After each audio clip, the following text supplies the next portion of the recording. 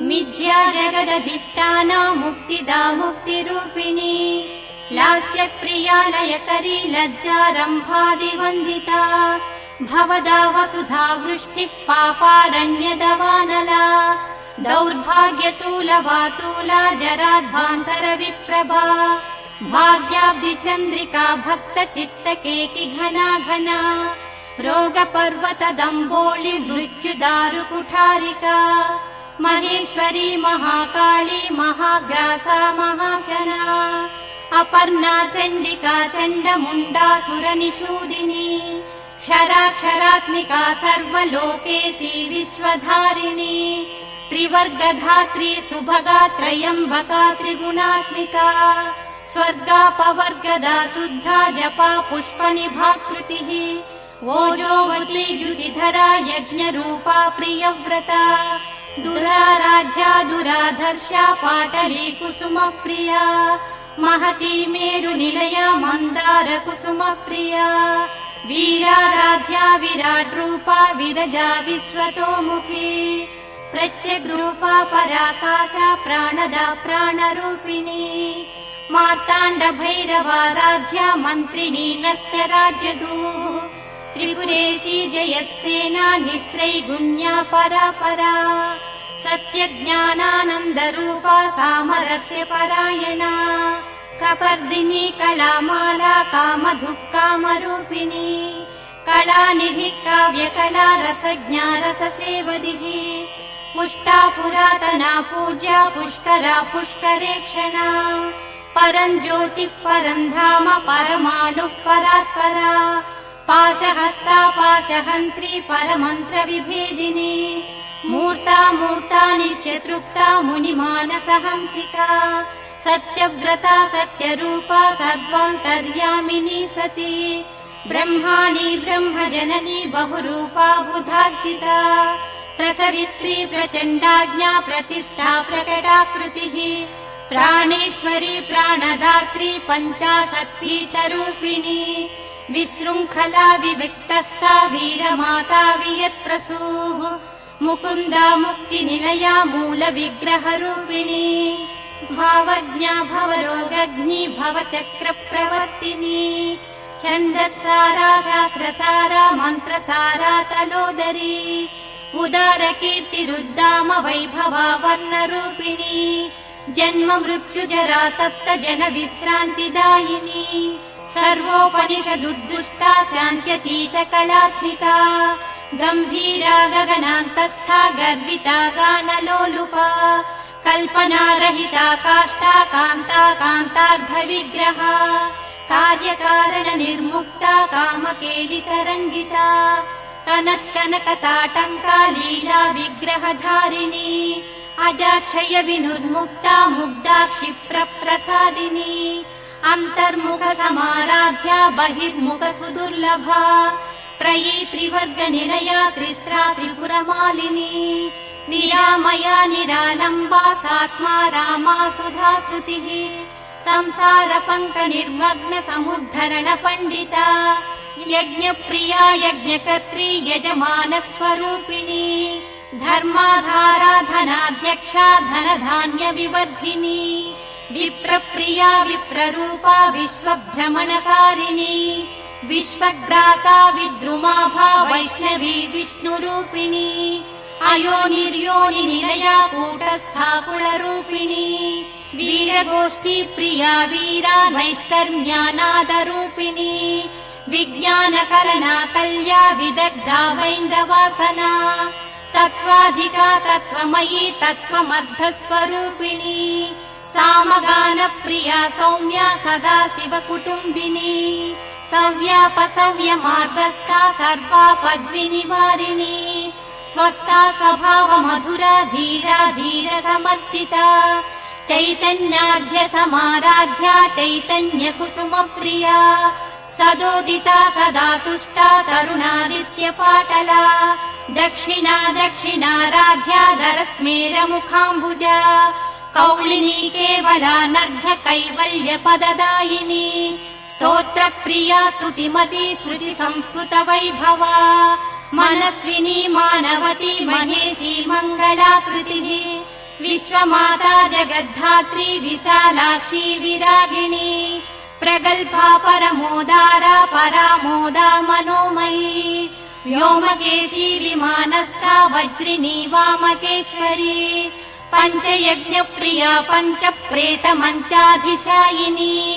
पञ्चमी पञ्चभूतेशी पञ्चसङ्ख्योपचारिणी शाश्वती शाश्वतैश्वर्या शर्मदा शम्भुमोहिनी धराधरसुता धन्या धर्मिणी धर्मवर्धिनी लोकातीता गुणातीता सर्वातीता समात्मिका बन्धूककुसुमप्रख्या बाला लीला विनोदिनी सुमङ्गली सुखकरी सुवेशाढ्या सुवासिनी सुवासिन्यर्चनप्रीता शोभना शुद्धमानसा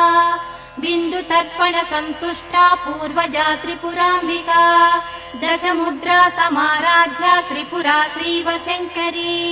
ज्ञानमुद्रा ज्ञानगम्या ज्ञानज्ञेयस्वरूपिणी योनिमुद्रा त्रिखण्डेशी त्रिगुणाम्बा त्रिकोणगा अनगाद्भुतचारित्रा वाञ्छितार्थप्रदायिनी अभ्यासातिशयज्ञाता षडद्भातीतरूपिणी अव्याजकरुणामूर्तिरज्ञानध्वान्तदीपिका आबालगोपविदिता सर्वानुल्लङ्घ्य शासना श्रीचक्रराजनिलया श्रीमत्त्रिपुरसुन्दरी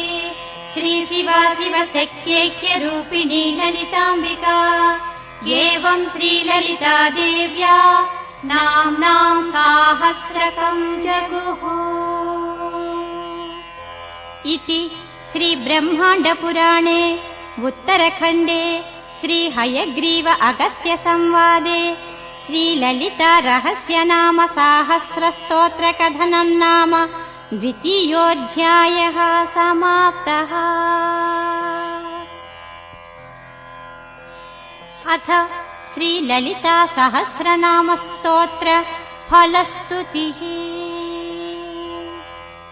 इत्येतन्नाम साहस्रम् कथितं ते घटोद्भव रहस्यानां रहस्यं च ललिता प्रीतिदायकम् सर्वापमृत्युशमनम् कालमृत्युनिवारणम् सर्वज्वरार्तिशमनम् दीर्घायुष्यप्रदायकम् अनेन सदृशम् स्तोत्रम् न भूतम् न भविष्यति सर्वरोगप्रशमनम् सर्वसम्पत्प्रवर्धनम् पुत्रप्रथमपुत्राणाम् पुरुषार्थप्रदायकम् इदम् विशेषात् श्रीदेव्याः स्तोत्रम् प्रीतिविधायकम् जपे नित्यम् प्रयत्नेन ललितोपास्ति तत्परः प्रातः स्नात्वा विधानेन सन्ध्याकर्म समाप्य च पूजागृहम् ततो गत्वा चक्रराजम् समर्चयेत् विद्याम् जपे सहस्रम् वा त्रिशतम् शतमेव वा रहस्यनाम साहस्रम् इदम् पश्चात् पठे नरः जन्म मध्ये सकृच्चापि यये तत्पठते सुधीः तस्य पुण्यफलम् वक्ष्ये शृणुत्वम् कुम्भसम्भव गङ्गादि सर्वतीर्थेषु यस्नायात् कोटिजन्मसु कोटिलिङ्गप्रतिष्ठाम् च यः कुर्याद विमुक्तके कुरुक्षेत्रे तु यो दद्यात् कोटिवारम् रविग्रहे कोटिसुवर्णभाराणाम् श्रोत्रियेषु द्विजन्मसु यः कोटिम् हयमेधानाम् आहरेद्गाङ्गरोधसि आचरेत् कूपकोटिर्यो निर्जले मरुभूतले दुर्भिक्षेय प्रतिदिनम् कोटिब्राह्मणभोजनम्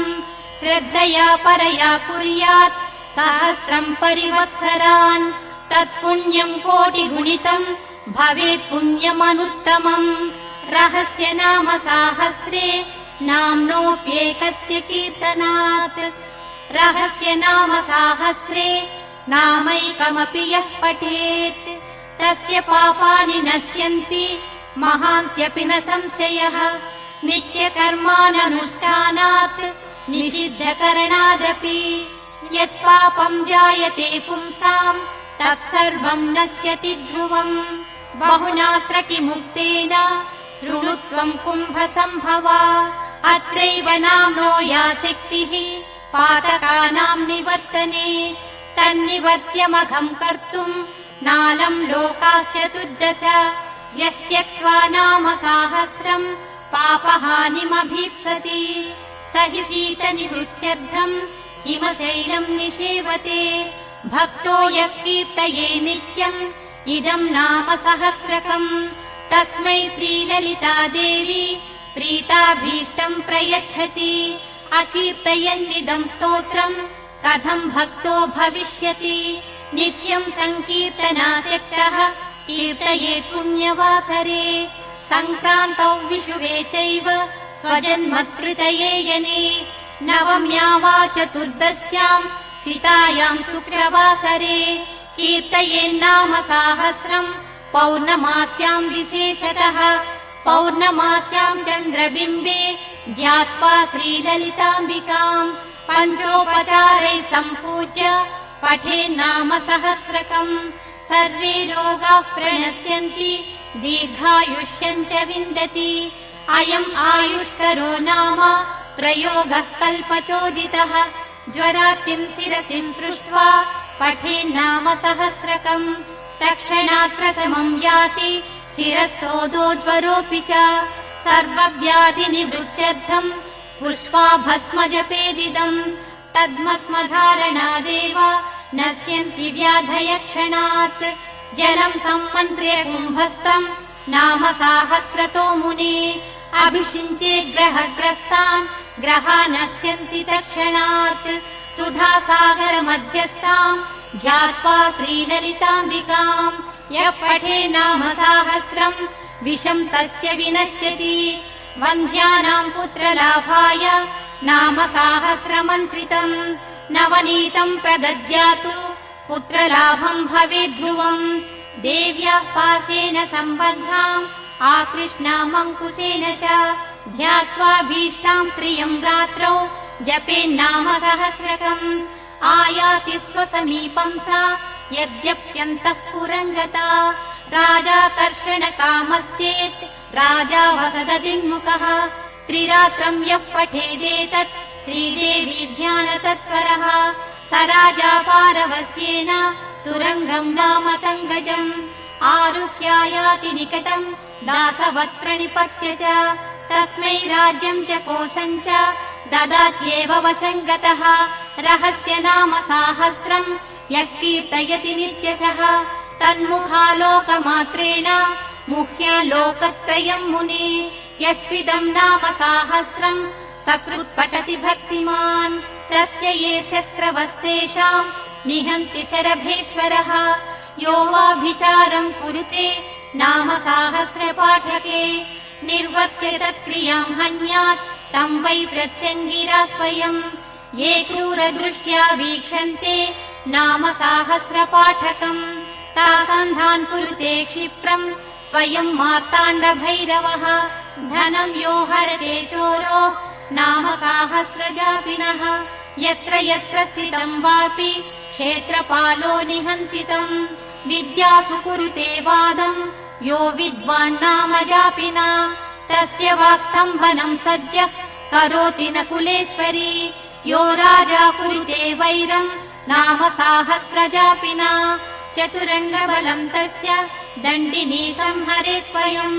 यः पठे नाम साहस्रम् षण्मासम् भक्तिसंयुतः लक्ष्मीश्चाञ्चल्यरहिता सदा तिष्ठति तद्गृहे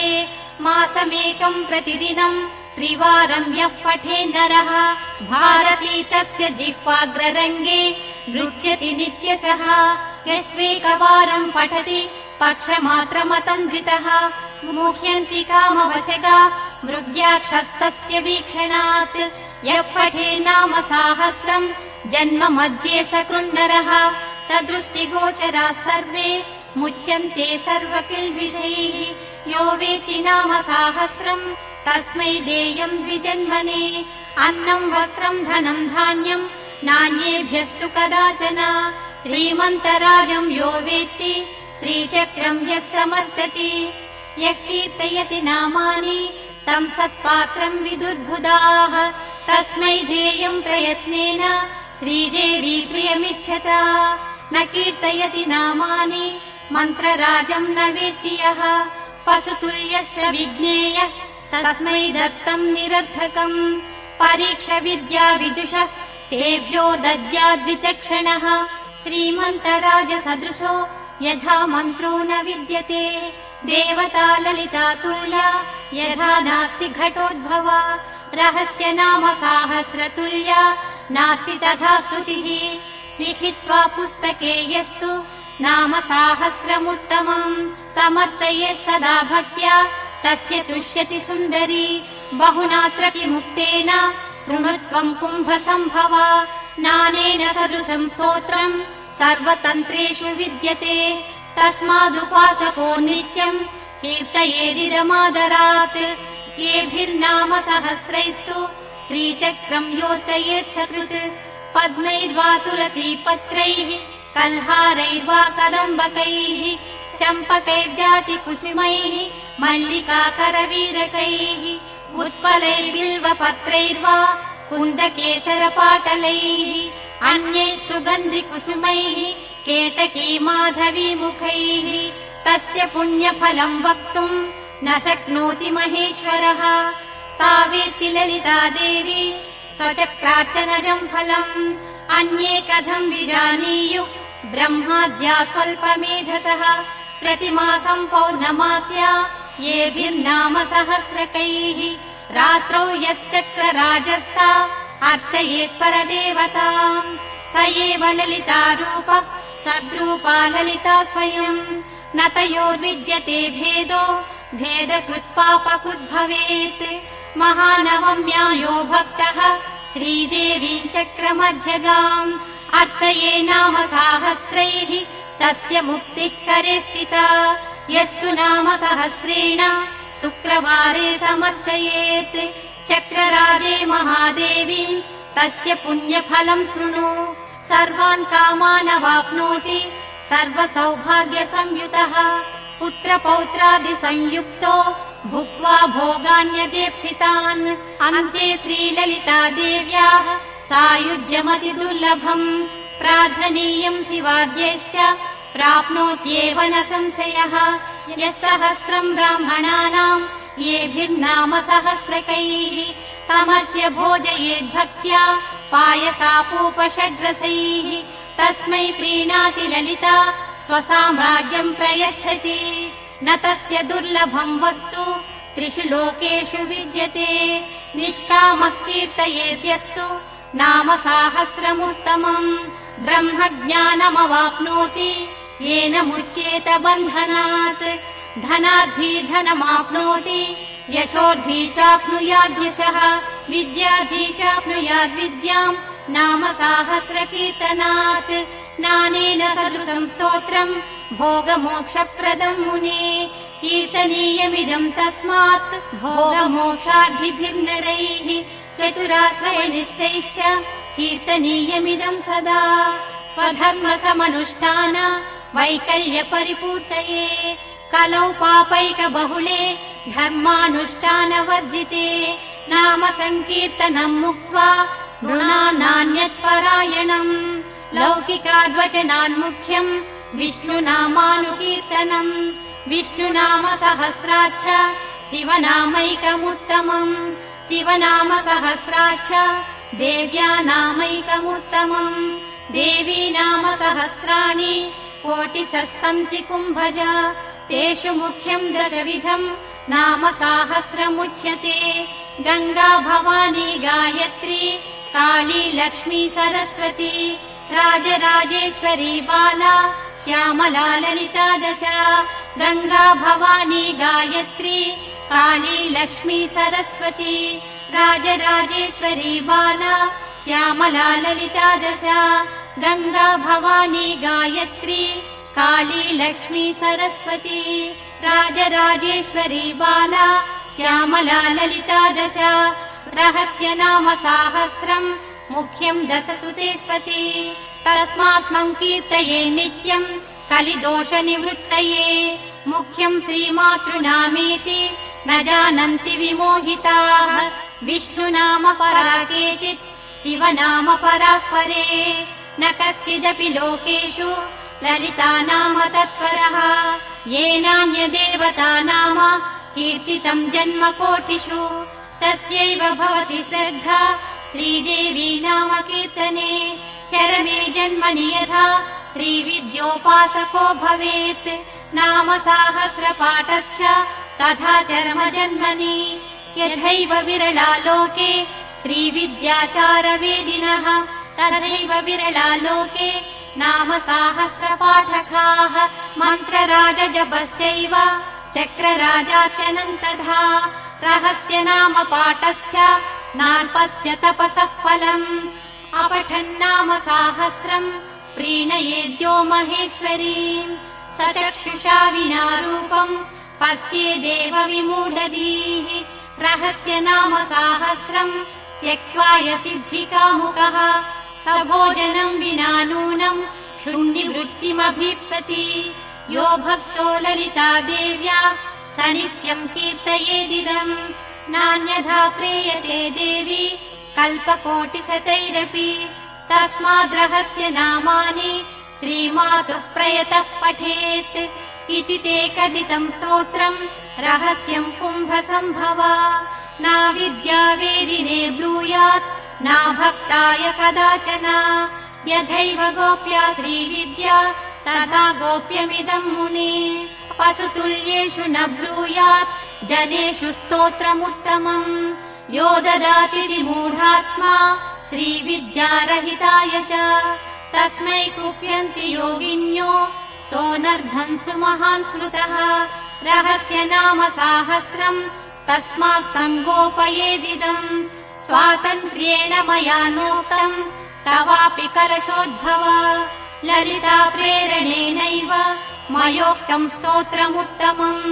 कीर्तनीयमिदम् भक्त्या कुम्भयोने निरन्तरम्